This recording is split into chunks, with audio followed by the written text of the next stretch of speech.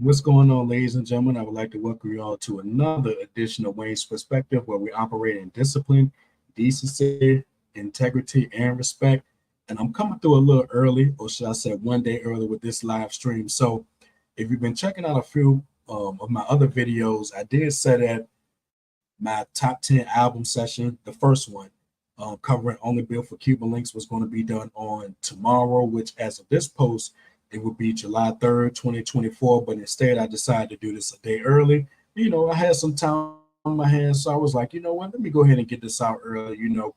And it is going to be another live stream. So if you're watching this live with or without the comments, or if you're going to watch the replay with or without the comments, that's fine. Either way, I got no problem coming to you with this video because I'm about to talk about one of my top 10 favorites. So, with all that being said, I want to start again by welcoming everyone who's looking at this live or who's going to be looking at this on a replay. So, shout out to you. Shout out to those who also support the channel as well as watch the content, leave comments, whatever the case may be. I appreciate everything. So, before we get into today's topic, which is Only Built for Cuban Links, as most of you know, this is my number two favorite album of all time. So before we start, once again, of course, I got a few things that I want to preface this, or should I say, I got a few things I want to start off by saying, you know, this album is, I mean, the nostalgia is so strong. I mean, it's a complete understatement. So I'm going to talk about that and more in this live stream. So, how many times am I going to start this? It's all good. So, again, welcome everyone that's watching, whether you're watching live or on the replay. So, I'm going to go ahead and get into this one. So, I already mentioned that Only Built for Cuban Links, Raekwon featuring Ghostface Killer. This is my number two favorite album of all time. So, I might as well go ahead and tell you all now what my favorite albums are, top 10. Now, I did mention this in my introduction, and I'm assuming that most of you all listening to this have already checked out the introduction. If not, go ahead and take a listen to it. It pretty much defines everything that I'm going to talk about on my channel and what to expect, etc., etc. So, my top 10 favorite albums of all time. Okay, so we're going to start at the bottom. Number 10, Snoop Doggy Style. Number 9, Mobb Deep, the Infamous. Oh, hold on. I got that completely wrong. Okay, let me start that again. Number 10, Snoop Doggy Style. Number 9, Eric B. and Rakim, Paid in Full. Number 8, Mobb Deep, the Infamous. Number 7, Dr. Dre, the Chronic. Number 6, GZA, Liquid Swords. Number 5, The Notorious B.I.G., Life After Death. Number 4, Jay-Z, Reasonable Doubt. Number 3, Wu-Tang Clan, Into the Wu-Tang 36 Chambers. And of course, number 2 is today's topic, Only Built for Cuban Links. And of course, as you all know, my favorite album of all time, number 1 is, of course, Nas Illmatic. So, so that's my top 10 right there. It's set in stone, not likely to be changed in this lifetime, just like my top 10 favorite MCs of all time. That list is set in stone. It is not going to change ever. So, got that out the way. So now continuing on, I got a couple of stories I want to share before we actually get into the album itself. So this takes me back to 1995. I missed this particular year for a variety of reasons. Now, at the time this album was released, I was 11 years old. Yeah, I'm showing my age. It's all good. I was 11 years old, and a couple of months prior to this album's release, I was 10 years old. So, the source magazines that I had at the time, I would see the Only Built for Cuban Links advertisement inside, and of course I was looking forward to it. And at this point, I was already a big Wu-Tang fan at the age of 10, going on 11. So, I was hyped. And of course, I had some homies at the time, who probably was a little bit older than me. Every time I see them, they would always be rapping incarcerated Scarface. So much so I'd be like, can you spit that rap one more time? Well, I didn't say it like that, but when you're asking some of the older fellas at the time, to spit certain lyrics again, you had a certain way of asking them to do it. But like I said, I would always ask them to say it. And no matter how many times I asked, they would always sing it, specifically the chorus, and I'm going to get into that once we get into the album itself. So like I said, the summer of '95.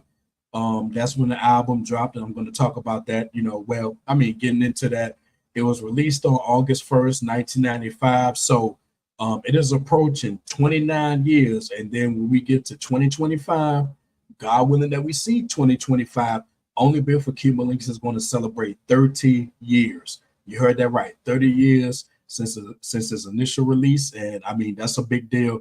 And I believe that Raekwon and Ghostface, I believe they're touring now in celebration of that. I'm pretty sure they're going to do something next year. And with it being 30 years, I mean, you got to do it big for the 30-year anniversary. And hopefully they'll come to Virginia or somewhere close, because I definitely want to go to a show where they're touring on behalf of, celebrating 30 years of this classic. So yeah, so when the album dropped, now I didn't hear it immediately and I didn't get it immediately. Now, I'm not sure why I didn't ask my dad to get it for me, because it was around this time when he was, buying me a couple of things, because he got me the show soundtrack, which I'm going to talk about that in a later video. And then a few months later, he got me the Twins album Conversation. I'm going to talk about that in the future video. But, getting back on topic here. So it was in September 1995 when I started the sixth grade, 11 years old. And I had a friend at the time who, if he's listening to this, he know who I'm talking about. So he had the tape, and I wanted it so bad that only thing that I could do was ask him, could you dub me a copy? Could you make me a copy? And all my old school heads, y'all know what I'm talking about when I say, can you dub me a copy, or can you tape me a copy? Y'all know what I'm talking about. So I met up with him, and interestingly enough, we weren't in any of the same classes when we was in the sixth grade. We rode the same bus, and we lived not too far from each other, but we were still tight. So one thing led to another. I asked him if he could record it, and the brother charged me $1. So I had to, if my memory serves me correctly, I think I asked my mom for $1 or something like that, or I just may have some birthday money left over or something like that. But be that as it may, so I can't recall if I actually gave him a tape or not. But needless to say, about the next day or so, he was on the bus with the tape. And as soon as I got on the bus, I saw him, and he had the tape in his hand, and he was, moving it back and forth with this big smile on his face, like, Wayne, I got the tape for you. I got the tape for you. So I gave him the $1, and of course, I had the tape in my book bag all day, so I didn't lose it. So the first thing on my agenda when I got home was to listen to that tape, and that's what I sure did. Now, quality of the tape aside, man, look, let me tell you something. I was blown away. And at the tender age of 11, I thought everything that I heard was incredible. I mean, I loved it from start to finish, and like I said, quality aside, I loved it. I enjoyed it. And from that moment on, this album has been in my collection since. I had the purple tape, I had the clear tape. And then from there, when I started collecting CDs in the latter part of 1996, I didn't get Only Built for Cuban Linx until much later. I can't recall when I first bought it, but I know I bought the CD at least 3 times. And 2 of those times were a few years back, because I got one in my top 10 favorite album of all time book. Yes, I do have a separate book with my top 10 favorite albums in it. And I also have a separate book with Raekwon's albums, Ghostface albums, Method Man's albums, excuse me, and Redman's albums. I only threw Raekwon in there because, I mean, Meth and Red as a tag team, they're in my top 10. Ghost is in my top 10. So why not put Raekwon in there too? So that's the second copy of Only Built for Cuban Linx that I have. So it's so yeah, everything is in the same book. So yeah, lots of memories here, lots of memories. So like I said, the nostalgia is strong, and excuse me, y'all. The nostalgia is strong. So, with all that being said, we're going to go ahead and get right into the album. So basically what I'm going to do here is I'm going to get my screen shared in a minute. So what I'm going to do is I'm going to go back and forth from my my review of the album that's on my medium.com site. And yes, if you're not aware of that already, my medium.com site is www.medium.com/ slash at WDM625. That's medium.com /at WDM625. And like I said before, that page just have all of my hip hop related material, such as album reviews, and things like that, things that I brought over from my old blog.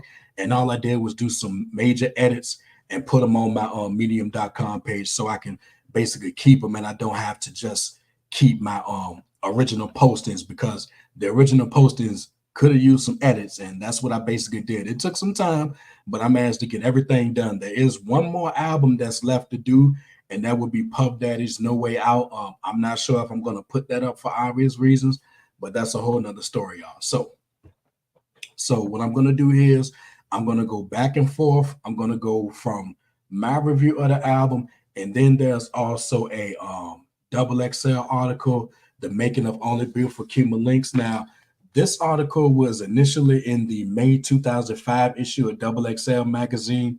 I did have that issue back in the day. I can't recall what happened to it, so I'm going to share that screen as well. So I'm going to toggle back and forth to both screens. So I'm going to start with the comments from the Double XL article, and then once I read them, then I'm going to shift back to my thoughts. So we're going to get the thoughts from the people who actually made it, and then we're going to get my thoughts on each individual song. So this should be a good one, y'all. So with all that being said, let me go ahead and get my screen shared, and we're going to deep dive right into Only Built for Cuban Linx. All right. Nope, not that one. Not that one yet. Give me a second. Here we go. Excuse me. All right. So like I said, this was originally in the May 2005 issue of Double XL magazine. This was compiled by Paul W. Arnold, Paul Cantor, John Karamanica, Andrea Duncan, Toshitaka Kondo, Chairman Mayo, Adam Matthews, and Vanessa Satin. So major shout out to all of them for getting this done.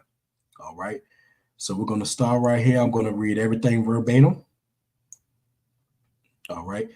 Says Hov and Chris can claim albums they've christened as blueprints, but if any recording from rap's modern age has earned the title, is Raekwon the Chef's colossal Only Beautiful Cuban Linx, released on August 1st, 1995, behind solo efforts from Method Man and Old Dirty Bastard. The Chef's showcase broke new ground, deviating from past Wu-Tang Clan efforts, which emphasized nimble verbal joust and bringing something completely unexpected. Excuse me. A narrative-driven concept album that followed two ambitious street hoods, Ray and in a star-making performance, partner in rhyme Ghostface Killer, along their rough road to the riches. Cinematic in structure, infused with Ray's personality and humor and Ghost's indelible wordplay, and supported by some of Wu Sam Vinjali, pardon me, RZA's finest production work. Cuban Linx inspired hip-hop hustlers everywhere to chronicle their own grimy paths to glory, from Jay-Z with Reasonable Doubt to 50 Cent with Get Rich or Die Trying. Give me 1 second, y'all.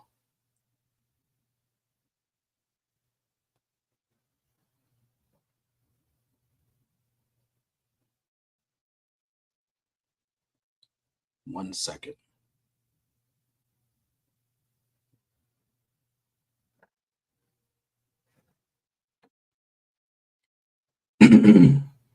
Excuse me. All right, we're going to continue on. I was straight up into a drug zone vibe, Raekwon recalls of making his autobiographical opus. It was almost like a tablet of my life where I wanted to go and all the shit I seen. We was just showing niggas that we master all sides of the streets when it comes to trying to get to the top. Although East Coast rap gangsters like Coogee Rap and Mob Style, the late 80s Harlem outfit that included Pretty Tone Capone and famed crime lord the original AZ had covered similar subject matter, Cuban Linx gritty vignettes elevated such storytelling to another level, portraying a slice of underworld life with 5% nation theology, gangland robberies, and recreational cocaine bumps commingled freely.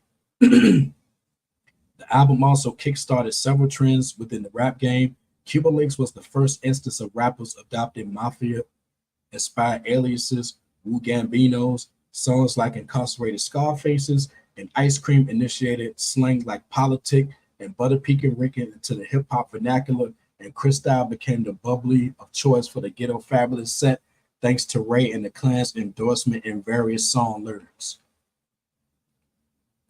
Nothing, however, was more indicative of Raekwon's allegiance to the street soldier aesthetic than the LP's fully intended title, Only Built for Cuban Links Niggas, as much as a declaration of his musical potency as a forewarning to those not prepared for the uncut raw contained within. Eventually and understandably, the N word was dropped.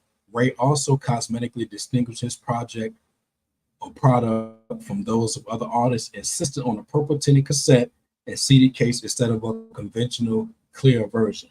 Now, the one thing that I want to say about that is I believe Redman may have predated Raekwon by a year, because there's the Dark Side album, the original pressing that had a red theme, and I believe the cassette tape was red. Y'all correct me if I'm wrong on that, but I think Redman was the first to do that, if I'm not mistaken.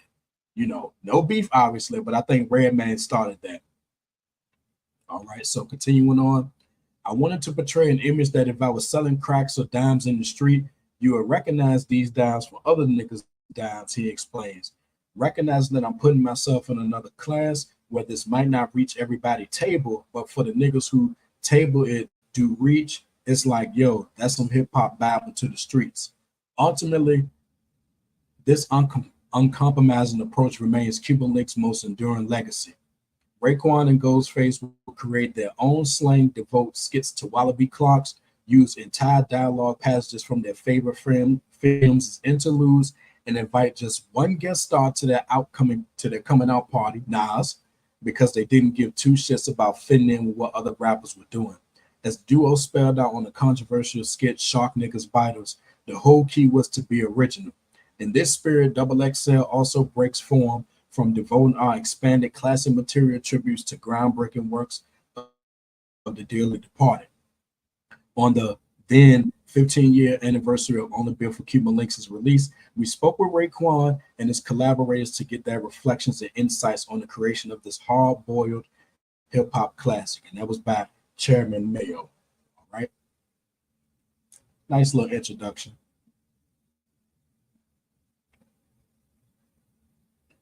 Okay, now before I get into this, y'all, let me step away for a bit and let me grab some water. 1 second.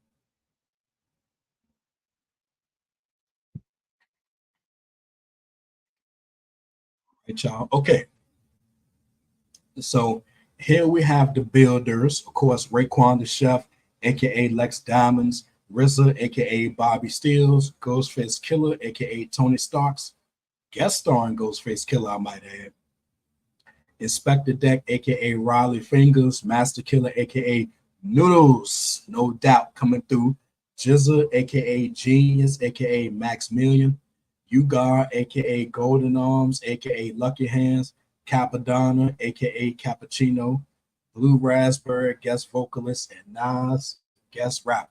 Yes, indeed. All right, so getting started with the album. So we start with the intro, Striving for Perfection. This is from Raekwon. He says, when we sat down and did Striving for Perfection, we knew how important the intro to an album is. We were coming in as young, scrambling niggas. We had visions, goals, and dreams. And when we were saying certain things, shit was relating to niggas' lives for real. But at the end of the day, we was just trying to let it be known that, yo, we're going to do this and we ain't going to stop. If we fall off, we fall off. But if we get on, this is only the beginning. It was just something like, yo, if this shit don't work right here, got to go another route. Probably got to go get on some Robinson Bank shit, some more other shit. So we felt like we was just striving to get recognized in the game as those dudes that really rep the streets hard and basically let niggas know we will be rich in the next year. I guarantee you that. All right, from the RZA. The theme of the album is two guys that have put enough of the negative life and was ready to move on, but had one more sting to pull off. They're tired of doing what they're doing, but they're trying to make this last quarter million. That's a lot of money in the streets. We're going to retire and see our grandbabies and get our lives together. Being that Rand Ghost was two opposite guys as far as neighborhoods was concerned, I used John Woo's The Killer. In that movie, you got Chow Yun Fat playing the role of Ah Jung and Danny Lee, Inspector Lee. They have to become partners to work shit out. Mostly everything of the spoken interludes is from The Killer on that album, that or personal talking. I met John Woo that same year. He sent me a letter. He's honored that we did it. I felt confident we would settle anything that came up. You can usually sell that shit. It's part of the budget, man. But John Woo didn't want nothing, never, no money for that. We actually became friends. He took me and Ghost to lunch and dinner many times. He gave me a lot of mentoring in film. That's real cool. All right. Then Method Man comes through. In RZA, you got a guy that watched karate flicks most of his childhood. He has that type of mind. His imagination is crazy. So when he put those early Wu albums together, he was like a kid in a candy store. Like, now I can finally make my own karate movies. So when the solo albums dropped, mine took up where Wu Tang left off. So it was good for me to come then. Dirty still had the kung fu element, but it was more twisted. It was like screw music because it was seen through Dirty's eyes this time. When Raekwon's album came, since he was on some monster shit, that's how the nigga structured this album. Every gangster movie he could find, every quote is like the way he put that album together. Okay. All right. So then we go to my thoughts. Now here's my article right here, so to speak. I already got the release date. All songs produced by the RZA. Then we got the guest starring. I already talked about that here. All right. So then my thoughts on excuse me, y'all. My thoughts on striving for perfection. I said this intro sets the tone for the album as Ray and Ghost are pondering their lives at the time and trying to determine how they want to proceed in their individual and collective futures. Although they clearly know what type of life they're involved in, they want out in the worst way almost. Okay, that's a typo there. Worst way possible. Okay. As later mentioned by Ghost, it's about money, hoes, designer clothes, and shows, as well as an unpredictable life of crime and drugs. This intro serves as quite the storyline for all involved. Oh, yeah, definitely. Ghostface said, for real, God, this is my last time, God. I'm hanging this shit up, man. If this shit don't work right here, God. Raekwon was like, I feel the same way. And Ghost was like, I got shot up, man. My mom's windows got shot the fuck up, man. Yo, God, my babies are here, God. I gotta take the time, man, to raise my family, man. Sit around, man. My grandkids, man. And Raekwon comes in, yo, son, it's like this, man. We all living, we all here now, man. And let's not think like we're gonna be stagnated, man. Let's keep it moving, y'all. Words born, I'm the eyes that's in back of you, kid. Let's do it there. Y'all know what I'm talking about. So yeah, definitely a good way to start the album. Striving for perfection, probably one of the more memorable intros that you'll ever hear. All right. All right. So we continue on with Knuckleheads. This one features Ghostface and You God. Raekwon comes through and says, that's a track where we run around, we doing what we do, getting paper, we smacking niggas up. The beat just had us feeling like, who the knucklehead want to respect? Chop his fingers in the drug game. Don't get me started. Don't get me started. That was just one of the tracks where we felt like we just got finished robbing a bank and we got home and broke that money up. See this knucklehead nigga try to get slick with that paper. One for you, two for me. It's like, what are you, stupid? Tom and Jeremy, nigga? Okay. RZA comes in. My idea was besides them rapping the verses after they talking all this brotherhood shit, they splitting the money up and cheating them. The idea is that Ugon gets killed in Knuckleheads. It's like a movie. One dies, two others go on. To me, the album is a movie and shit. You get to hear Ugon come in after that song. I had to give Ray a few back-to-back solo joints. Yeah, that makes sense in retrospect. And then You God comes in. I was like 2 days out of prison. Yeah, he's told this story before. He said, I was like 2 days out of prison. I just came out of the penitentiary. I just come home on 36 Chambers 2. I did 2 years in prison. I came home on parole, work release right before the first album was done. That's why I'm only on 2 songs on the first album. Then I got violated.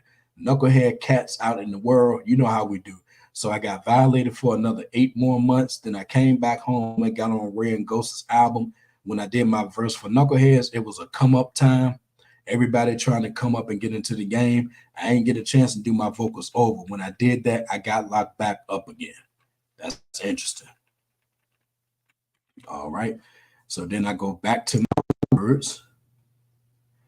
What I said here is that after the memorable intro we had right into our first banger, detailing everything about why these guys are knuckleheads in true Wu fashion, Ghost says, "Congratulations, Chef. Let's celebrate the sniffing 8." Okay, so I give 5 out of 5 for this song. All right, and then we're gonna go back to the Double XL article for number 3, Knowledge God. I love this song. Knowledge God was a serious story that I wrote.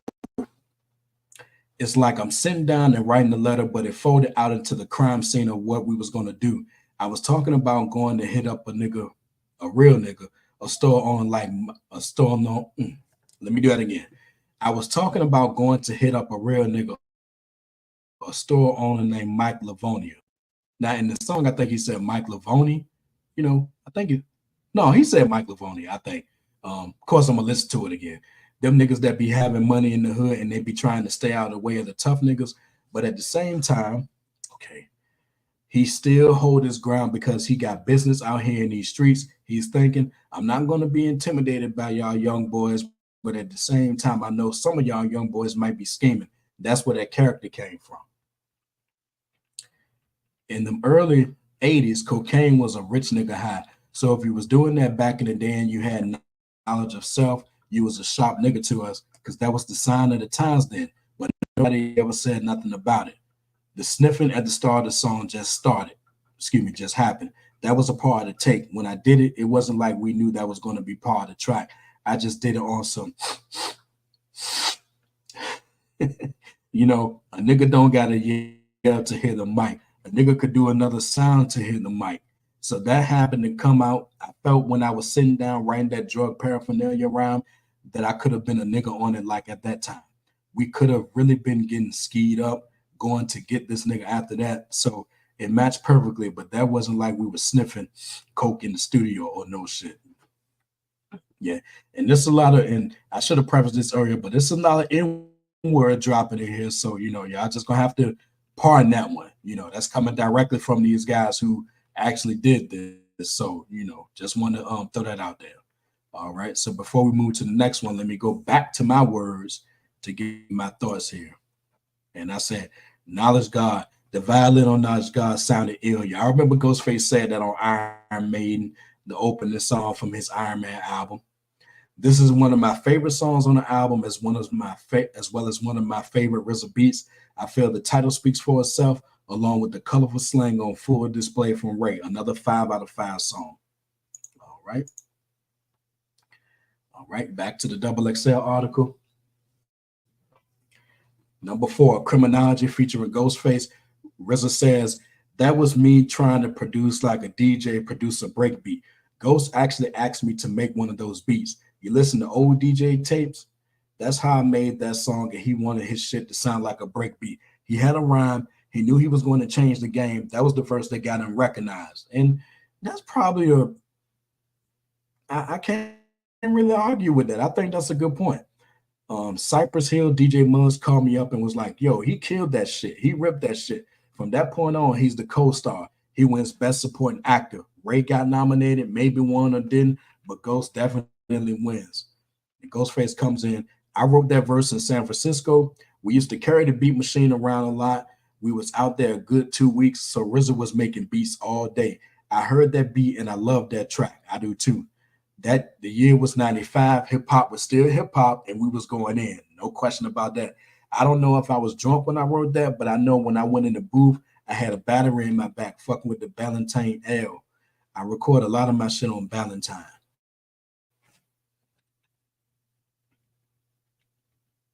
All right. And yeah, I do love that song. I know that song by heart too, but I'm not gonna even get to singing it, because press for time, I'm gonna just keep it moving here because when I get started, I get started. So I'm gonna just keep it moving with this one. All right. So, and what I said here is that another classic banger here, Ray and Ghost chemistry among some of the best in hip hop history is taking up several notches, and the result is rather impressive. Ghost verse is pure fire, and Ray ends it on a high note, 5 out of 5. No question about that. All right.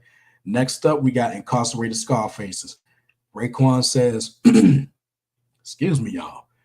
The way RZA had it popping back then, we were coming to his spot. It was like dudes would come in their own time and create stuff. I remember I just came in and the beat was just pumping. I wrote the hook. That was the first thing I did. I think one of my mans just got hit with some heavy time around that time. I had a lot of niggas up there too. So it was like, yo, this one got to be for them niggas right here. This right here would be just for them niggas in jail. It won't be for nobody else. I just wrote it out real quick. I did 3 verses on that, so Ghost didn't have to come in and really do anything to it. And I get that. Ghost didn't really have to be on this song unless there was a remix or something. And even then, a song like this didn't need a remix either. Now, yo, what up? Yo, time is running out. It's for real though. Let's connect. Politic, ditto. We could trade places, get lifted in the staircases. What up? Peace, incarcerated Scarfaces. Oh yes, yes. RZA comes in and says, I wasn't making that beat for Ray. I was finished with Ray. I like having 13 tracks. I don't like having 18. I was making it for Jizzle probably. He was next. But then Ray heard that beat, grabbed his pen and paper, and started writing. 2 hours later, it was written. Now, that's a real interesting story right there, and I'm revisiting this probably for the first time in years. Now, thinking about that now, could Jizzle had came correct on the incarcerated Scarface's beat? I mean, it's possible, but man, that's an interesting thought. He was making that probably for Jizzle. So if it wasn't for Ray, and if Jizzle couldn't do it, who would have came correct on that beat? Man, that's very interesting. All right. So then I come in and I said that I'm not sure why it took me so long to know what and who Ray was referring to when he said peace to incarcerated Scarfaces. It didn't hit me until a few years down the road, surprisingly. In any event, this is another classic banger with Ray continuing to drop colorful gems over a slamming RZA beat. 5 out of 5 for that. Now, y'all notice all these 5 out of 5 songs straight? Ain't no mistake. All right. So we got number 6, Rainy Days featuring Ghostface and Blue Raspberry. Raekwon says, when we wrote Rainy Days, I think we was already out of the country. We was in Barbados by the water. Some joints we had the beats to, we went out of town with. And that one specifically we wrote by the water. Had that good villa right off the ocean and shit. 3, 4 in the morning. Wind is blowing, curtains is blowing, and we just really got a chance to put it down. I think I wrote mine out there. Jesus Christ, man. We just basically gave you some action on how niggas in the hood think, like how nigga lady think. They don't act like they're trying to bring you back from doing what you got to do, but they try to get you caught up. We was like, this is going to be perfect for the struggling girl who can't understand her man, and he a thorough nigga. We wanted to put the girl in the skit at the start of the song from the movie when she said, I sing for him and he isn't here. He ain't here, bitch, because he making money. He trying to put some food on the table. And RZA comes in. This is one of my favorites, if not my favorite track. It stayed on the grill for a long time. That's what we called it back then. I didn't take a song off until I was satisfied. I generally like to do them, mix them, put them away. This was too emotional and too real for me, too close to my personal situation. This was the life we was living. Just talking and rapping and hopping. Record royalties take too long to come. We had a platinum album, but we waiting on the check to come fast, like babies wanting their food. And that's what Ghostface alludes to in the song too. Blue Raspberry comes in. I was on the microphone singing that old song by Barbra Streisand and Donna Summer. It's raining, it's pouring, my love life is boring me to tears. I was just singing that, so then RZA started playing the track So that's where "It's Raining, He's Changing" came from. That's the kind of mind state it put me in. I got a little stumped in the middle, so it's like no sunlight. Oh, let me do that. No sunlight, more gunfights. I remember when I said no sunlight, RZA brought in the more gunfights, which brought me into a whole other realm of the song where I could go ahead and complete it. All right. Surprised Ghostface didn't say nothing about that song, but okay. My thoughts. If I'm asked what my favorite song on this album is, this aptly titled classic is usually the first one I mention. Rainy days, we all have them literally and figuratively, but it's all about maintaining and staying strong throughout.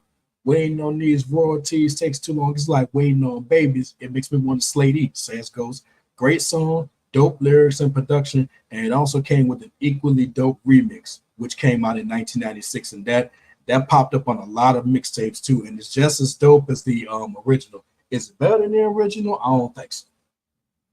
And of course, 5 out of 5 for this one. On this next classic, Guillotine Swords, featuring Ghostface, Inspector Deck, and Jizza. Raekwon says, to me, that was a symphony track. Math had a piece of that beat on his album that was used as a skit. Yep, he sure did, because that's how RZA is. Sometimes he mix other shit in and give you a piece of something, but not really act like it's going to be a side to that. He'll see if somebody like it and use it for fillers or whatever. I had told RZA a while ago after he did that, yo, I want that beat. And man, I would love to hear Method Man on this beat, then and now. Let me continue. We was the first to be talking that Chris Styles shit. I know that for a fact. I never even heard of Chris Styles before that. Back then, we would go to dinners and shit with Steve Rifkin and them up at the label, and our mission would be like, the table, we want the best fucking wine they got in the building. We might have asked for something else. We might have asked for some more or something, and they didn't have it. So we was like, what the fuck is the next best thing, Steve? And Steve's like, give him the next best thing. They came out with Chris Style, me and Ghost like the bottle, and the name on the bottle was Louis Rodier. Roderer thing? Louis Roderer. I was like, I'm Lou Diamond, Louis Roderer. Me and Ghost is loving how fruity the bottle looked. It cost more than the motherfucking others. So we was like, Chris Style, nigga, that's our new shit. The RZA comes in. For that beat right there, a very open beat, not too heavy on production. This is me trying to imitate the sound Isaac Hayes did on Do Your Thing. He found a way to imitate that. When you plug the Yamaha VL7 keyboard up to an MPC, because of the note cutoff of the MPC, it caused the notes to stutter because it don't link up perfect. I heard it and I could reproduce it, but only with those two machines. I had the prototype from Yamaha because I didn't want nobody else to get it. And I know what he's talking about. Yeah, I know what he's talking about. Yep. Goes all through the beat. Jizza, I don't know why I only got on one track, maybe because it's just a Ray and Ghost album. It was featuring Ghost, and I think he was probably pleased with me just getting on one, just to fill in a slot. Okay. Yeah, that song, I love it. And this is one of them songs where Inspector Deck probably was coming to his own as the go-to guy to set off a song with an opening verse. Because as far as I'm concerned, that guy's like in the top 5 best MCs to open a verse. Or should I say, when you think of candidates who know how to open a song, or the best candidates to drop opening verse in terms of starting the song off proper is Inspector Deck. And that's what I know here. Pure woo dopeness personified as Deck starts this off proper, where Ray, Ghost, and Jizza not far behind at all. 5 out of 5. I mean, Inspector Deck, he just poisonous paragraph, smash your phonograph in half and be the Inspector Deck on the warpath. First class, leaving mics in the cast, causing records like the aftermath when guns blast. Run fast, here comes the verbal assaulter. Rhymes when I ride like a child in the walker. I score from in the slums abroad, and my thoughts to raise a shot. I slice the mic from the cord.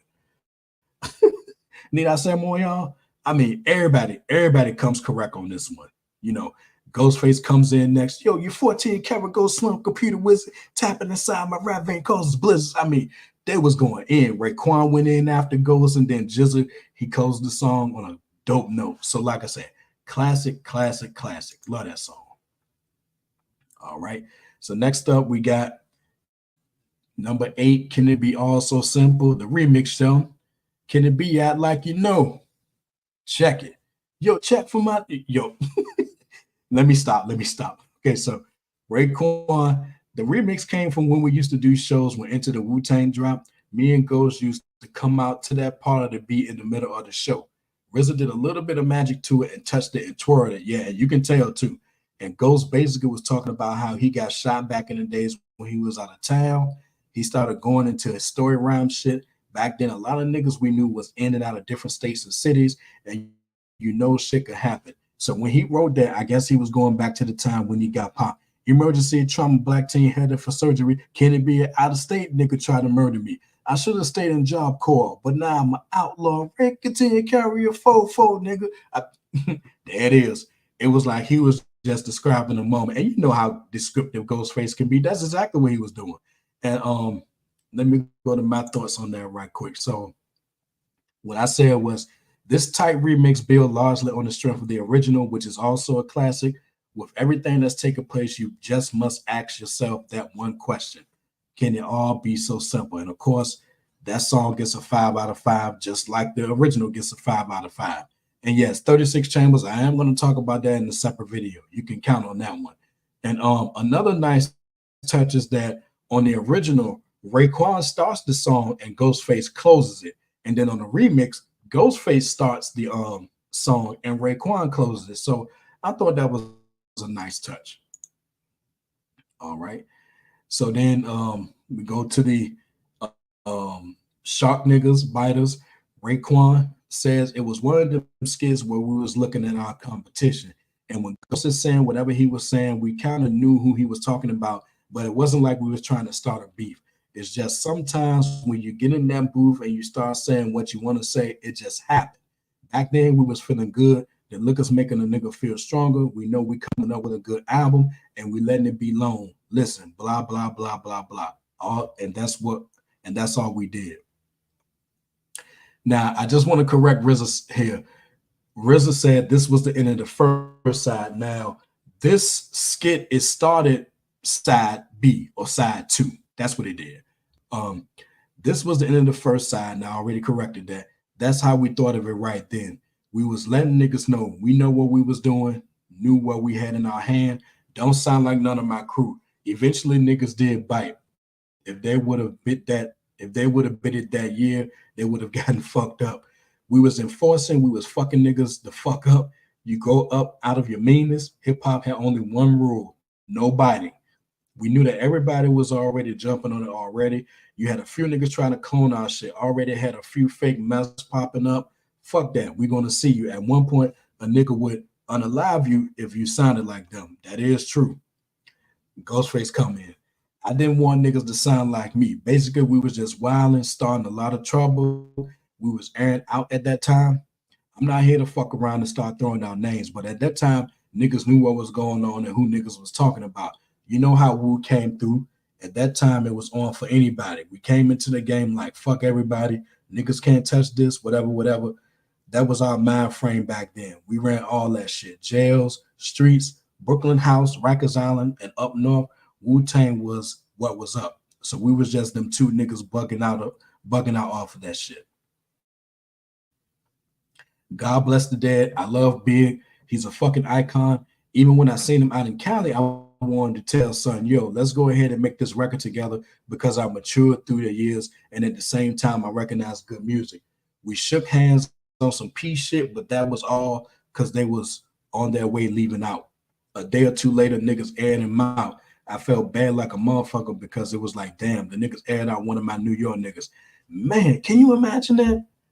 Ghostface and Biggie on the song produced by RZA or even produced by DJ Premier in 1995. Oh my God, man. That would have been magic. No question. All right, so then I talked about the skit a little bit. I said this is a rather famous skit. In short, Ray and Ghost call out those who were biting in hip-hop at the time. Specifically, although not mentioned by name, they call out the Notorious Big for copying Nas's Illmatic idea, as in using the child photo for the album cover. Nas did start that because nobody had the little boy on their album covers before Nas did it. So then, of course, after Biggie did it, and then in later years, everybody else started doing it. Ghost Tone was more competitive rather than malicious, like they said in the article there. Overall, the skit made two things perfectly clear. One, don't bite or sound like Ghost or anyone from the clan. Two, in the words of Ghost, keep it real, get your own shit, man, and be original. That's all, man. Niggas be coming with your word and shit. They hear you say one word, here they come with the word, trying to flip it and bounce and shit on some bullshit. Not sound like first of all the shit. Right. Then you got niggas on the real, you know what I'm saying? Niggas be biting off your album cover and shit.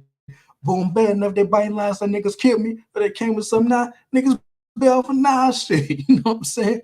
Well, niggas cause a little album cover, boo, not that announced to that shit. It's like, damn, what the fuck, man? These happy-go-lucky niggas, man, when they get on, man. Oh my goodness, y'all know what I'm talking about. That's exactly what he was saying. All right, y'all. So moving on. Okay, so next up, number 10, Ice Water. I love this joint right here, featuring Ghostface and Capadon. Yo, check out the rap Kingpin, the Black Jesus. I mean, that's all I need to say right there. Y'all know what I'm talking about. So Raekwon says everybody knew Cap from the hood. We knew Cap could rhyme, and I think he was getting hot at that time too. Me and Ghost had already dropped our part, so we needed him to come up there and do his thing. He slid right in between, and he do what he do. Yeah, that's one of his best verses. Kappa knocked Jizza out and knocked everybody out. He knocked niggas out on the strength of the rhyme was fat, but also when he said certain names that was from the hood, everybody went crazy. So he kind of won with a landslide. Now that's interesting in retrospect. But Jizza came so Jizza felt rhymed a little. He had to go back home like whatever, yo. We even laugh about that shit to this day, like a nigga robbed Jizza, but Cap won funny shit. Now when I think about it, I think Jizza probably should have been on that song too. I wouldn't have been in my feelings, if you will, about Jizza being on Ice Water. He probably would have brought an extra verse to that. Probably you had Ghostface start off, then you had Capadonna's verse, then you had Jizza's verse, and then you had Raekwon drop his verse at the end. So yeah, I think it would have worked. All right, so RZA comes in on side A. You had You God come down with the sting with them. In my mind, in the movie, he's killed already. Now there's a new nigga coming in with a whole new flow and shit. Capadonna, he hardly been to the basement. He was in jail, but he still sounded good, still had it in him. I let him know you could pop in how Green Hornet did, and Big Un, he's in jail for life, a thorough ass nigga, a real street nigga. We let him do the talking between the second and third verses. He confirmed Ghost and Ray's association from the streets. He was from Stapleton with Ghost, so he's immortalized now, music and film. It keeps you there forever. Inspector Deck comes through. That's my shit. When I do shows, I come out and freestyle to that. Niggas be going crazy. That beat alone was RZA on his weed high. I think RZA smoked weed that day. He normally don't smoke. When we smoke, he don't fuck with us. He might take a pull or two, and then he comes with that crazy shit. Now that's interesting too. You got Kappa did 8 years in prison. Kappa came home. I'm the one that came and got Kappa out of his bed when Ray and them niggas were recording. He didn't even want to come because he was bitter. When you in jail and you come home and cats you grew up with is doing it without you, of course you're gonna feel bitter. I got him out his fucking bed, slapped all that bitterness and slapped off all that bitterness, and brung him down to the studio. Ray's carpet fell out. Kappa taught me how to rhyme. I used to be his beatbox. Okay, it's interesting. And my thoughts, we get one of the first introductions to Capadonna, then known as Cappuccino, as well as a memorable opening verse from Ghost. And I say it here, check out the rap Kingpin, the Black Jesus, continuous dopeness. Another 5 out of 5 song. All right. So then next up, Glaciers of Ice featuring Ghostface and Master Killer. Man, let me tell you something about this right quick. I remember going crazy when I first heard that joint. So Raekwon says the opening skit was something me and Ghost really wanted to stress because around that time we was really buying clocks left and right. I still never owned a pair of those. I might get some at one point. We had bumped into a Chinese nigga who could dye shit. That was Ghost's man. And we was just running back and forth to that nigga every time we wanted to get some shoes. Back then, we was into shoes hard. We wanted to wear clocks because the shits was comfortable and nobody in the game was fucking with them. So, we be going to dye shit And that's what Ghost came up with the idea to slice them. I was the solid color nigga. He was the striped nigga. We started coming up with different flavors. So he was letting niggas know, I want to get a pair of clocks like I'm a, okay. When I rhymed the glaciers, it wasn't even to that beat. It was the drum part of that beat that I rhymed to. That day when I went home, I didn't like my rhyme. Everybody else kept stressing they liked my rhyme. I like it, but I didn't. RZA was like, don't worry about it. Go home, go get some rest. You tired, you bugging. I was like, fuck that. When I come back tomorrow, I'm changing that shit. When I came back, it was like the shit was a whole new different beat with the drums under it. Them drums were dope. He made Blue Raspberry hit certain notes. He'd have her scream, go crazy. That shit's nothing but an AK festival with all the screaming. I took it like he had a shooting range with a bunch of Iraq niggas and just having a festival. All right, so Blue Raspberry. One night I was just at the studio and I was playing around on the microphone singing Patti LaBelle's Over the Rainbow. I was with no music, no nothing. I was just sitting there, just singing. And when I got to the end, like, why then? Oh, why can't I? You know, I know what she's talking about. RZA recorded, and that's where he put it in Glaciers to Ice. RZA comes in. The clock skit is totally how Ghost is. He recorded the skit. I think we was in the car. I had a portable DAT, that audio tape.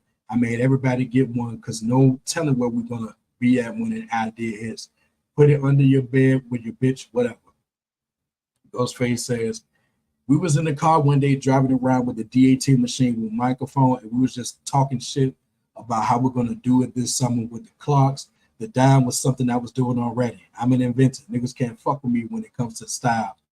Only nigga that is right there with me is probably Slick Rick. Other than that, I'm boss. He got a good point there. He said, you die is this shit right here. Boom. And this, you know what I'm saying? Any color you want, but it'll be like blue and cream. You know what I'm saying? Shit like that. Niggas don't even know certain ones, but I'm gonna rock niggas this summer. On the real. Yeah, that's exactly man. So my additional thoughts, I know to start this, we get the funny skit with Ghost talking about the Wallaby clock shoe, which he made famous, along with the slew of designs he was going to create that summer. From there, we head right into this incredible track, and I always love how Ray starts this off as the beat drop. Check it. Yo. Stand on the block, bebop, gun cock, avalanche rock, get paid off, mass murdering services, chef break 'em. Y'all know what it is. Y'all know what I'm talking about. Man, great stuff. I love that song. That beat, incredible, man. And them drums, like I said, the drums are awesome. All right, so next up, Verbal Intercourse featuring Ghostface and, of course, my number one favorite MC of all time, that would be Nas. So Raekwon says, we got in the studio, RZA played the beat, Nas was liking it, and he was trying different rhymes to it. We would sit there, and he'd say some of his shit, but he really didn't know which rhyme he wanted to say. And I was there being like his little coach. And I was like, that's it, son. He was like, that's it? I was like, nigga, that's it. But he had already went through 3 or 4 rhymes, and he couldn't really see which one he wanted to be. But I heard it. Once it came out of his mouth, I was like, that's it. Our main focus was just to make sure he got his nut off and do what he got to do. When he did his thing, I must have wrote something real quick just to add on and get the shit really looking like something. Ghost just put the cherry on top. Me, Nas, and Ray got the best product on the block. Y'all know what I'm talking about. No hook, because we didn't care about hooks like that. All we had was the RZA, Chef, Ghost, and Nas, which is more or less an introductory hook, not really a hook. Here comes Nas. Nas said, Ray would come out to Queensbridge. I would go to Staten Island. We just ride and hang out all night. We didn't call each other to work. We called each other to hang out. Somehow we wound up in the studio. RZA had a couple of beats ready. He played them for me. I got on both of them. The other one never came out. Oh, man, we got to get that one. I was honored to be asked to be on the album. Raekwon was ahead of his time, which I think he said that years after the fact, too.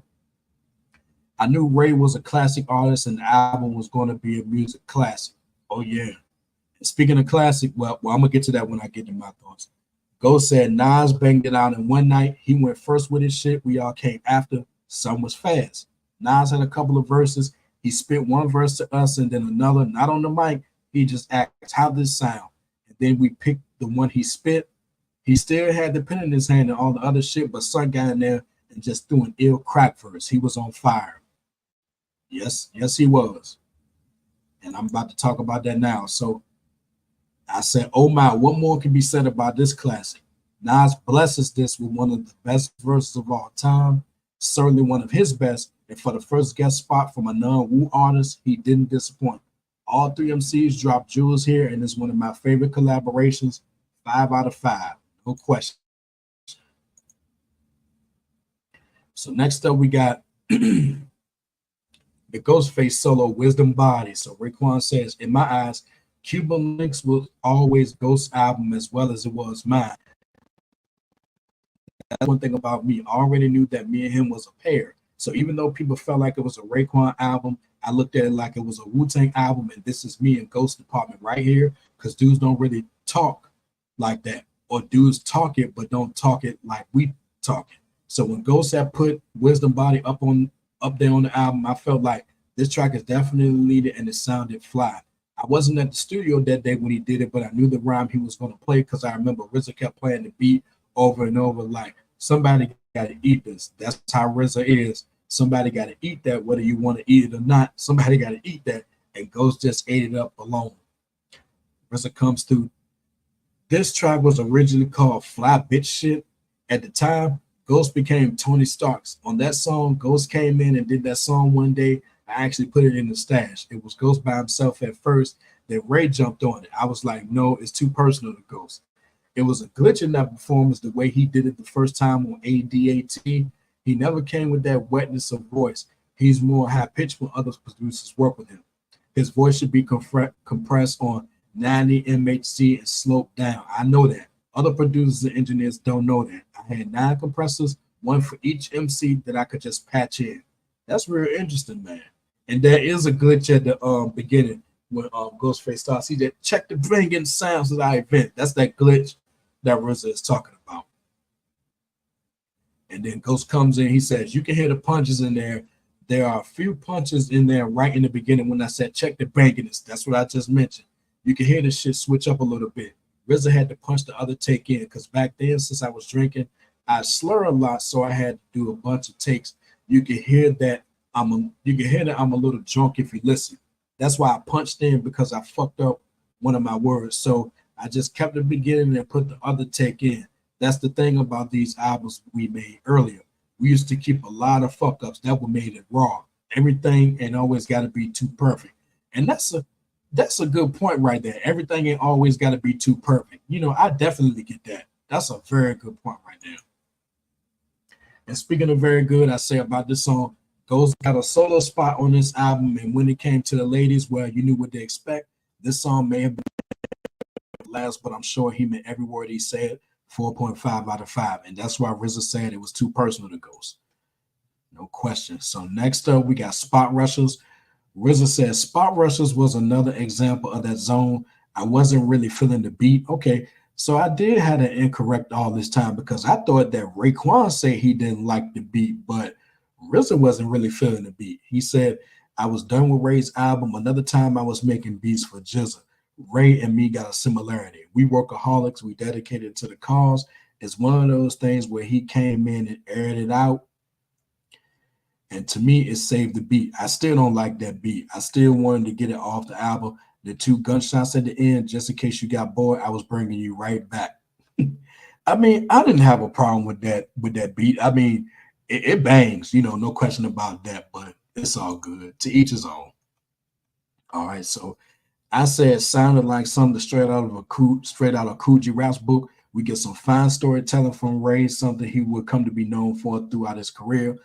4.5 out of 5 for that one. So then next up, we get to the classic number 15, Ice Cream, featuring Ghostface, Method Man, and Cappuccino. Y'all know where it is. Watch these rap niggas get all up in your guts. Rich vanilla butter pecan chocolate deluxe. Even caramel sundaes is getting touched, scooped in the ice cream truck. Who tears shit up? Y'all know what it is. I gotta take total credit for the idea. I got this basement downstairs in my first nice apartment I had in Marina's Harbor. There's a line running from the basement to the production room on the second floor. I just zoned the fuck out one night and did the beat. Meth came over. I told him I got a crazy idea on this one. I want to use girls' breasts as imaginary ice cream cones. I came up with the idea to make t-shirts to go with it. Meth, you're gonna do the hook. It was the first song besides You're All I Need to Get By that we pressured him into. He didn't like being the pretty boy. He took those words I said, French vanilla butter pecan, and put them in perfect order. It was really Wu-Tang's first reach out to women. That is true. All right, so continuing on. Women wasn't even allowed into the studio. A woman wouldn't be allowed in the studio until 97. It's a distraction. It reminds me of the ingenuity of the mind I had ticking and making these songs and thinking we had to make the t-shirts. We must have sold 20,000 t-shirts at the Woolwear store alone. Capadonna says, well, the first joint I did, the one that put me on the map was Ice Cream. And we did that one like that was the beginning. Nobody ain't really had nothing. We had a little studio up on Clove Lake. RZA had an apartment over there with the studio in the basement. That's the studio that got flooded out. They had a flood in there. But before the flood, I was out as a security guard up there at the time. And I had went in there and I heard Ice Cream. I heard Ray's verse. I heard Ghost verse on there. And I made a joke about me getting on the track. And RZA took it seriously and was like, yo, go ahead, lace that. Yeah, Kappa did lace it. All right. My thoughts on Ice Cream. Come on now.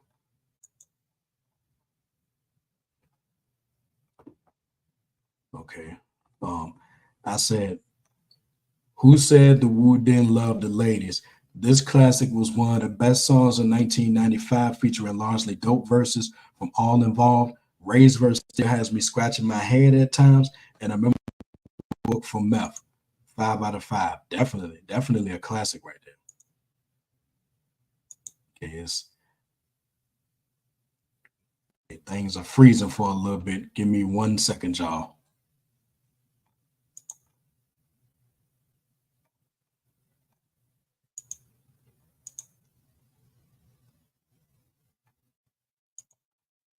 Yeah, we almost getting towards the end. Come on, y'all.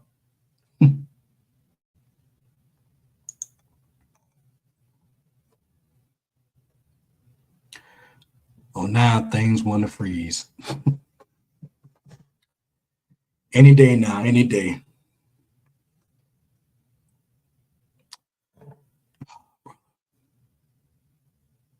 You know what? I got a printed out copy of the Double XL magazine, so we're gonna go ahead and switch things up in an impromptu way. Give me 1 second, y'all. Sheep. All right, so next up we got number 16, Wu Gambinos featuring Ghostface, Method Man, RZA, and Master Killer. Raekwon says the Wu Gambino aliases came. What in the world? Okay. The Wu Gambino aliases came from how I used to like that movie Once Upon a Time in America with Robert De Niro and James Woods. Okay, hold on. Do we got it back here? Okay, there we go. Took you long enough. I liked how these young little niggas grew up from the ground up, not having nothing to start, but was still confused about how they treated each other, and the names came. You know, Tony Starks came from Iron Man, Lou Diamond came from me being infatuated with the diamond world. Back then, I was wearing a lot of ice, was calling shit ice, but then I started giving some of my niggas in the crew names. Being that it's my album, I wanted niggas to know you got to have a certain AKA when you're on this track. This is a Gambino track. Wu Gambinos. I would call Master Killer Noodles, call Jizzle Max Million. Inside the movie, Noodles and Max was partners. I felt like Jizzle was like Max Million because he was like the brains of the crew. He would say something real intellectual and smart, and I looked at him like Max. Yeah, that's what they said. You know, they always looked at Jizzle as the backbone. You know, self-explanatory, the genius. Y'all know what I'm talking about. All right. Okay, so Method Man comes in. We were high, hanging out. It was always a relaxed atmosphere because we were so used to being there, sleeping on the floors and all that. So it was like, oh my goodness, come on, man. Remind me not to use another double XL article for any of my live streams or videos for that matter, because all it's doing is interrupting the flow of my stream. Okay, now can we do this again? Okay, we were high, hanging out. It was always a relaxed atmosphere because we were so used to being there, sleeping on the floors and all that. So it was like being home, riding rounds in your house. You went from the floor to the booth. It took 3 hours tops just to put the vocals on it. Yeah, it's hard work, man. I can imagine. That was the first time we ever used our aliases, the Wu Gambino names. We were sitting there like, my name gonna be this and my name gonna be that. People really thought my fucking name was Johnny Blaze. That is true. I'm included, but let's keep it going. Raekwon started that. He was on it, so RZA put it to light. Ray always had that mobster mentality, always liked to watch gangster movies and read mob books and stuff like that, you know.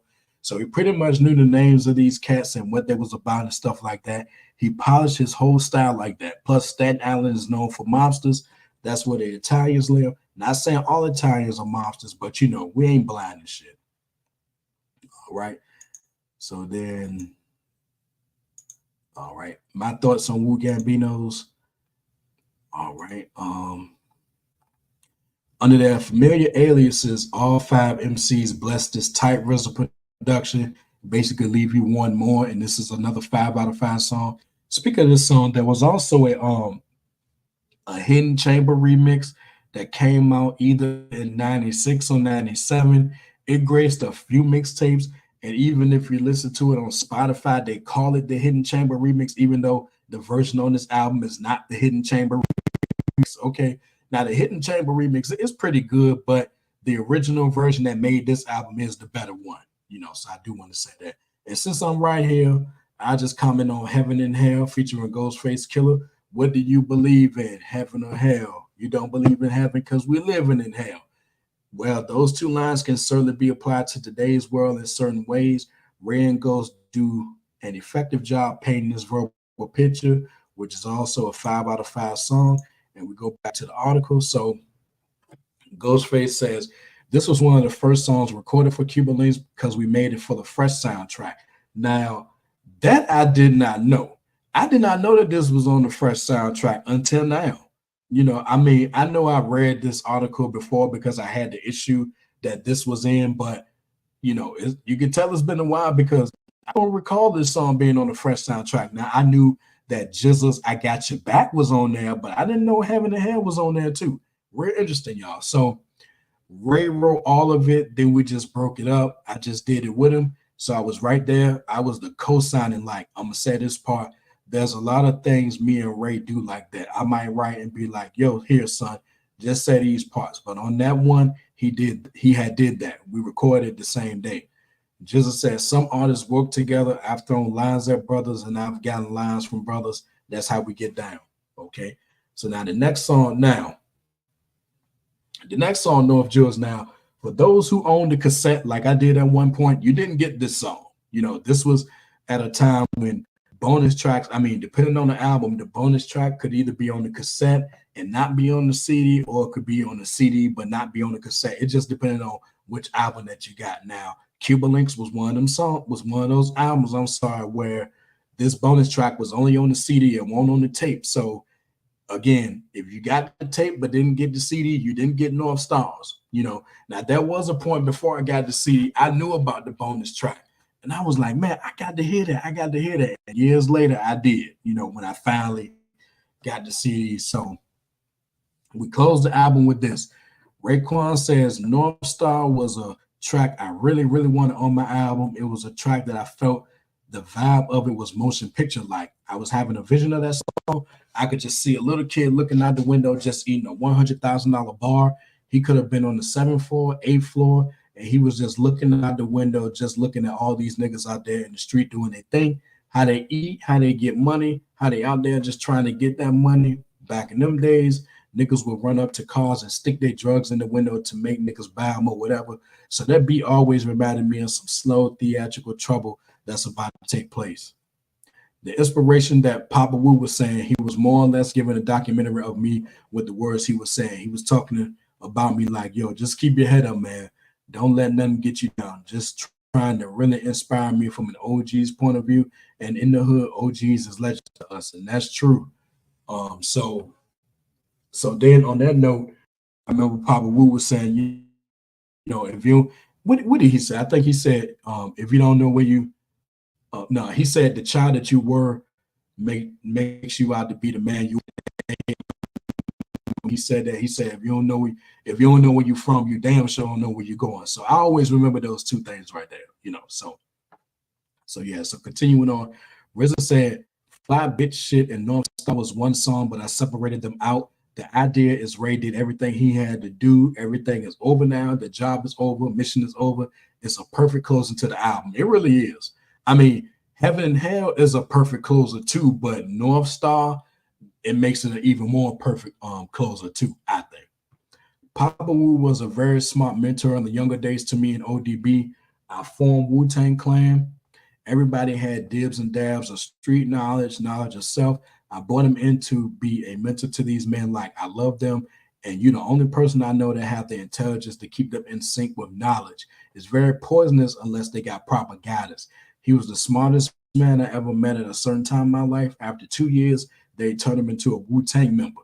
He used to be named Freedom Allah. He was 5%. He became Papa Wu after the experience, went from silk pants and button-up shirts to fatigues. It's an interesting story right there. So, okay, so we can get that off the screen because I'm tired of it because I'm tired of it slowing up my progress. See what happens when we get to my thoughts? Any day now.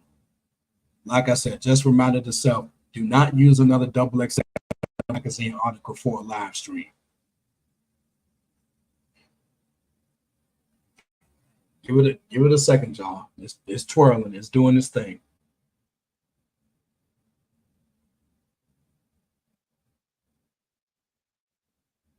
Okay, so and like I said here, if you bought the CD, this closer was a bonus track. It should have been on the cassette too because it was a great way to close the album. Before and after Ray's verse, we get some words of wisdom from Papa Wu, 5 out of 5.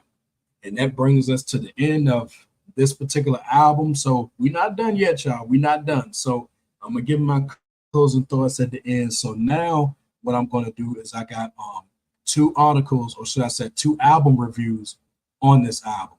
So now this first one here, this is from Rap Pages magazine. I can't recall which month. I know it was in 1995. So this is a article that I found just a couple of days ago. Now the person here named Speedy Gonzalez who did this article, they gave it a 9.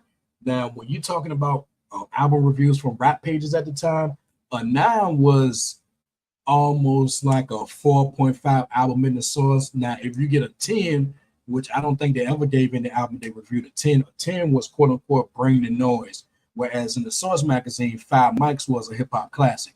And yeah, we're going to get to the Source magazine article in a minute as well. So I'm going to read this one verbatim. It says, "Damn, where's Mr. T when you need him? This is the part where he's supposed to come back in and bark. I pay the fool who don't get down with Raekwon shit. If I were Catholic, I'd probably have to say a zillion Hail Marys and another 1,000 whatchamacallits for being a non-believer of the mighty chef's skills, but consider me born again after tasting Only Built for Cuban Linx, his solo enchilada. It's banging. Who said that gangster rappers are a West Coast phenomenon? Bills an engrossing epic of cinematic proportions, complete with cocaine snorts, gun blasts, protecting the corner spot, sex for the sport of it, and, well, on gun blast. Only this is all from a God's perspective. The dimension this adds to the proceedings is a dynamic one. You get inside the minds of Lou Diamonds and Tony Starks, Raekwon and Ghostface new aliases, and see the complexity of their plight. Best exemplified on the astonishing Criminology, the booming remix of Can It Be, Spot Rushers, and Knowledge God. Much like the main character of Kane and Menace to Society and Biggie in his Rare to Die Odyssey, Ray is threatening, funny, calculated, arrogant, charismatic, talented, so on and so on. In other words, he's human and not some second-rate cartoon character posing as a thug. And Ghostface Killer, staying true to his name, is constantly lurking in the shadows, rhyming and shining on practically all of the tracks. The compelling, chest swelling intro sets the stage lovely for the trip we are about to embark on. The talk of Ray and Ghost getting out of the game as serene and sad music floats in the air is in many ways the American dream personified, getting yours at all costs. It feels like a scene right out of a movie and leaves you wide open for the incredible knuckleheads. A head nodding joint right out the gate. It cooks, as does the entire album, the best release from the Wu yet. By the time you arrive at incarcerated scar faces, the concise and sharp rhyme schemas of the chef, I move rhymes like retail, make sure shit sell. From where we at to my man Sam have already proven themselves to be major league talent. His words sliced with precision and the bloody messes are enjoyment. The truly creepy structure of Rainy Days solidifies the RZA status as auteur among amateurs as he orchestrates off-key singing from Blue Raspberry, along with the nervous swirl of keys and sounds of children playing. The original Wu-Tang sound keeps growing, even if some of RZA's beats do sound similar, but hey, he has done 5 albums in the last 2 years, and he has established himself as a driving force in hip hop. I think he meant himself. Well, we can continue. Speaking of the family, fans know that the best cuts happen when the killer bees swarm together, and here we get 4-star gems like Guillotine, featuring the one and only Inspector Deck. When does his album due? Okay, that's a good question, because we would get that album in 2000, Uncontrolled Substance. All right, so then we could one and the godfather of the clan, the genius who always sews up these lyrical gangbangs with words of wisdom. There's also Wu Gambino's, which marches through the end of the saga and features Meth as well as Master Killer. Did someone say record deal? He did get one, dropping his debut No Sad Date. I think that was in 2003. All right, listening to cuts like these is reminiscent of the rush you get when somebody yelled out fight during lunch, and then no extra calls. Nas Escobar in top form breaks the members only rule. You know, the only Wu related guest on albums directive and the addictive verbal intercourse. You also get the nastiest Wu joint ever, Ice Cream. I don't know why he called it nastiest, but okay. From the fly on the wall details of the skits to the colorful descriptions of flashy gold links, Donna Karen gear and 9 MMs in the lyrics, Ray serves up a meal hotter than the watch on your wrist. The best shit of 1995 so far. Amen. That was a good article, and it's pretty accurate. Almost as accurate. Yo, the nigga don't get mad. I got mad styles of my own in the show. My hands grip the chrome microphone. Verbally, I catch buyers with cordless shots. Intriguing them seeds, I keep them trained like parties. I bomb facts. My swans and acts a bit. My swans and acts are split backs visible. Like dope feed tracks. Sky's the limit. Niggas are timid. And nobody knows how we move like wolves and sheep, codes producing data, microchips and software. Underground and off air, the land of the lost. Notorious hitchman from the north. Strike niggas where the Mason Dixon line cross. Shout out to Jizza from Guillotine, all right? So yeah, so we got that here. All right, so that was the Rap Pages article. So shout out to them. They no longer in circulation, as we all know. Right, so let me get this out of here.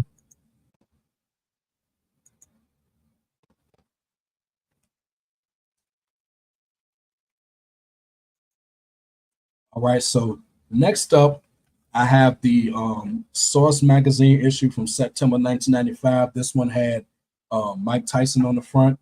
They did a record report, or should I say, an album review on the bill for Cuban Linx as well. Now, as we all remember, they gave it 4.5 mics, but then in their 150th issue, they went back and gave it 5 stars. You know, they should have 5 mics. They should have gave it 5 mics to begin with, but so this one is courtesy of Nick.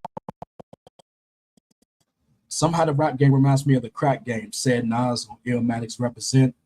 This was not the first time the worlds of drugs and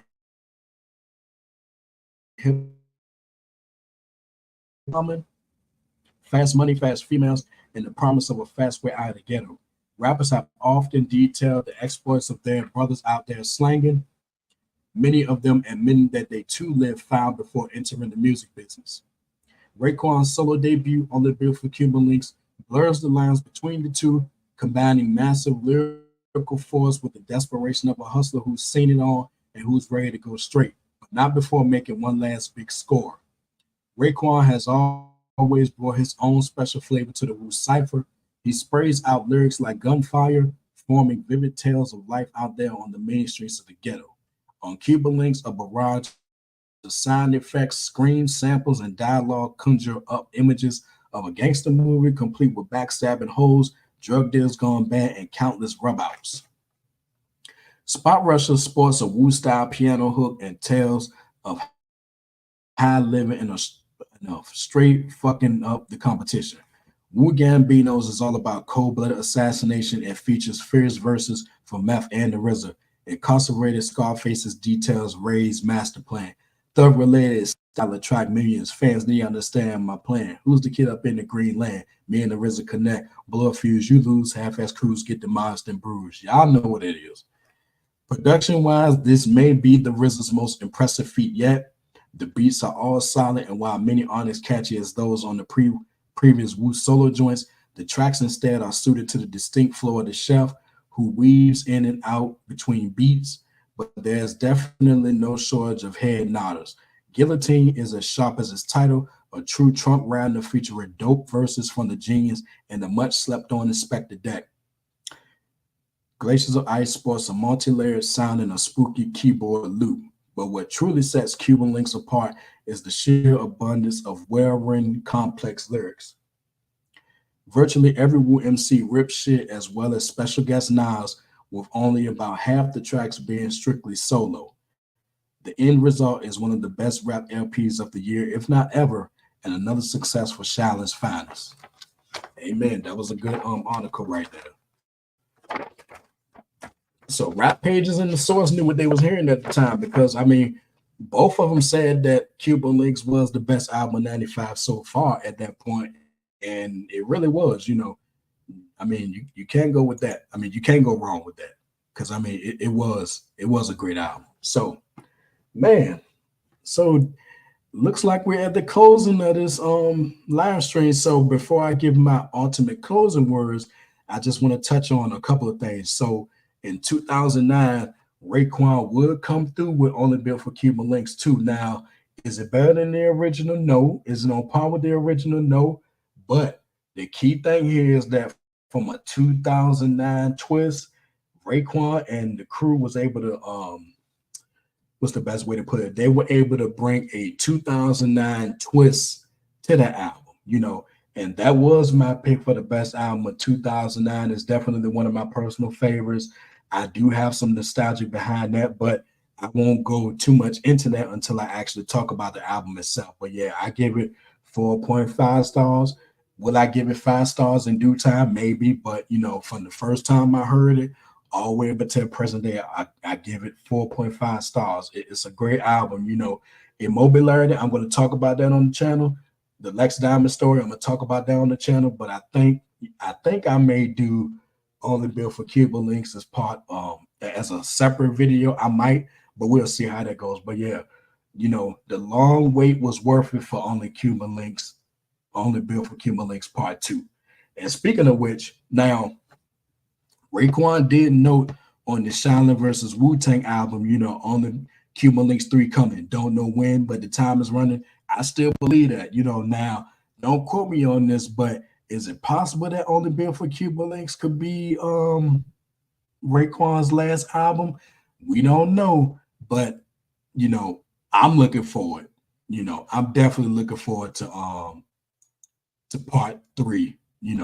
Now, can he make a better album than part 1? No. Could it be better than part 2? Definitely. But I think it's going to be a case where once we get it, it's going to be another album that's worth the wait. And I'm putting this out as an idea to Raekwon. Now, I did have a Raekwon project when I had my first Twitter account back in, I think, 2012. And he did shoot me a tweet back and said, dope write-up, because apparently he read it. Either he read it all or he skimmed through it, But I remember him leaving that comment.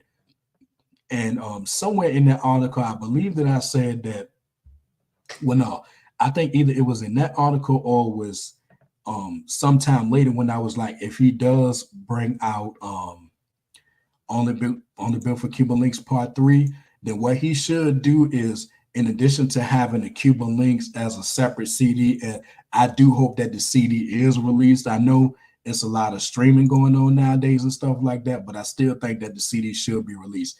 And the idea that I had then and now was for Raekwon to have was to have like a trilogy box set. You will get the original Only Built for Cuban Links. You will get Only Built for Cuban Links 2, and you'll have Only Built for Cuban Links 3 inside the box set itself. So like a Only Built for Cuban Links trilogy box set, and hopefully this gets to Ray, because that's a good idea right there. I would like it. And I've always talked about that as a real good idea. So if he happens to take that idea and do something with it, cool. Because I think fans will love that, especially longtime fans such as myself. Now, me, I personally wouldn't need the box set because I have all of the albums. And in the case of Part 3, I would have it when it drops. So the only way I will probably get it, well, no, I take that back. Because see, knowing me, I would probably get it just to have it in my collection. But if we could have like some bonus material, even though all that music would be enough, I'm thinking like, okay, if I'm going to dish out the money for that box set, let it be some bonus material with it. But no, like I said, knowing me the way I know me, I'm definitely going to get it just to have it in my collection. So that'll mean I have 3 copies of Only Built for Cuban Links and 2 copies of Only Built for Cuban Links 2, and probably just 1 copy of Cuban Links 3. But yeah, we definitely got to get it, man. Hopefully, sometime in the near future. Now, his latest album, I can't recall the name of it off the top of my head. It was a good album. As a matter of fact, let me take a look at my collection right quick. The Wild, yeah, that's the name of it. The Wild. Yeah, that was a good album, but officially and unofficially, I hope that's not his last album. We definitely got to get Cuban Links Part 3. We definitely got to get it. So hold on. Let me make sure that album title was correct, because I'm trying to bring up my collection now. And I haven't played that album in so long. Let's see. Give me 1 second. The Wild, yep, that's what it is. That came out in 2017. Yep. So yeah. So we definitely due for some new material. But last I checked, Raekwon, he was a newlywed. So shout out to him and his new bride. He was supposed to be putting together a documentary talking about Only Built for Cuban Links. I'm not sure what that stands right now. If you know where it stands, let me know. But I don't think there has been any movement on it. But again, I could be wrong on that. Y'all let me know. So, man, so at the end of this live stream, man, so my final thoughts on this album, I mean, it's pretty simple. It's one of many albums that I've owned since its initial release, and it is so timeless, y'all. When I think of timeless albums, this is one of them. It's such a cinematic masterpiece on all levels, and Raekwon and Ghost, along with all of the Wu members, they delivered in spades on the mic and the RZA. As far as I'm concerned, not only does this represent some of his best work, but Only Beautiful Cuban Links, top to bottom, is the best produced album I've ever heard. Now, I know there's probably some albums out there that will give it a run for its money, but I mean, I'm not changing that. Only Beautiful Cuban Links, top to bottom, is the best produced album ever. And yes, that includes The Chronic. The Chronic is up there too in terms of best produced albums from top to bottom, but I'm always going to go with Cuban Links in this regard. And I also said that Liquid Swords kind of gives it a run for its money too, because that album has some outstanding production as well. But as far as I'm concerned, Only Built for Cuban Links, the best produced album, top to bottom. And again, in a world without Illmatic, this would definitely be my favorite album of all time. No question about that. And the last thing that I want to mention is that you'll notice that ODB was nowhere to be found on this album. Now, I'm thinking back to all of the songs on there, and God rest his soul, rest in peace, ODB. I can't think of one song that ODB would have been a fit on for this album. I mean, I'm not seeing it.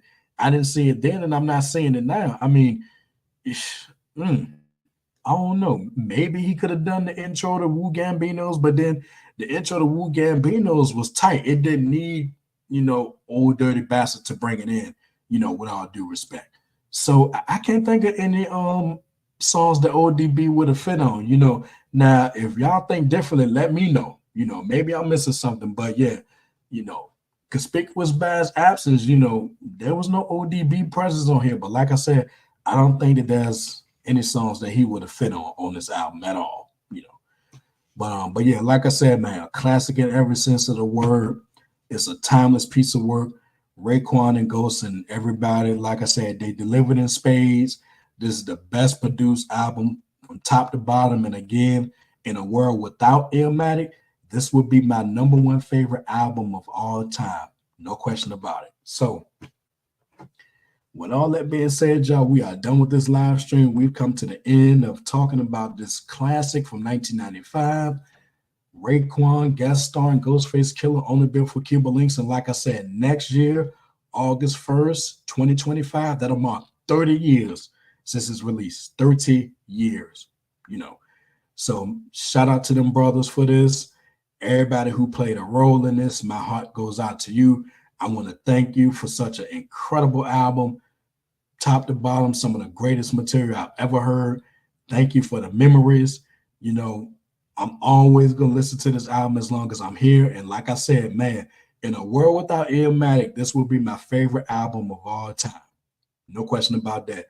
Shout out to Raekwon. Shout out to Ghost. Shout out to Deck, U-God, RZA, Meth, Master Killer, Capadonna, Blue Raspberry, Jizza. Shout out to everybody who played a role in this. Thank you for this classic. Thank you, thank you, thank you. And on that note, y'all, if you like what you heard and you're ready to become part of Team Discipline, go ahead and hit that like button and drop some comments on this album. Let me know, what are your thoughts? Do you think that this is the best Wu solo album? Do you think this is the best produced album?